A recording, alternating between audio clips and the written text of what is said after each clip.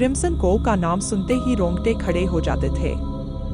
यहाँ के शांत पानी में एक भूतिया जहाज के किस्से मशहूर थे। एक रात समीर और उसके दोस्त हिम्मत करके उस जहाज को देखने निकले। चांदनी रात थी और कोव की शांति में बस उनकी नाव की हल्की हल्की आवाज गूंज रही थी। थोड़ी ही देर में उन्होंने धुंध के बीच एक पुराना टूटा फूटा जहाज देखा।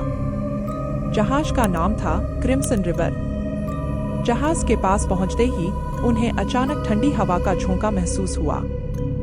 जहाज पर चढ़ते ही सबने देखा कि वहां सब कुछ जंग खाया हुआ था, लेकिन सबसे अजीब बात थी जहाज के डेक पर खून के धब्बे। अचानक समीर ने एक धुंधली आकृति देखी। वह धीरे धीरे स्पष्ट होने लगी। एक जवान महिला सफेद कपड़ों में दर्द भरी आंखों से उन्हें देख रही थी। यहाँ से चले जाओ, उसने धीरे से कहा।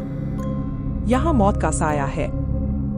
डर के मारे सब दोस्त पीछे हटने लगे, लेकिन समीर ने हिम्मत जुटाई और पूछा, तुम कौन हो?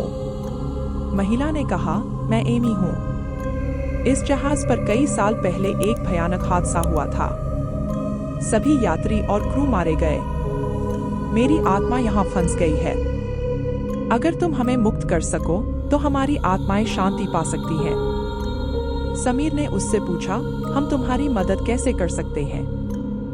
एमी ने उन्हें जहाज के निचले हिस्से में एक ताबूत खोजने को कहा, जिसमें उसके और बाकी यात्रियों के अवशेष थे।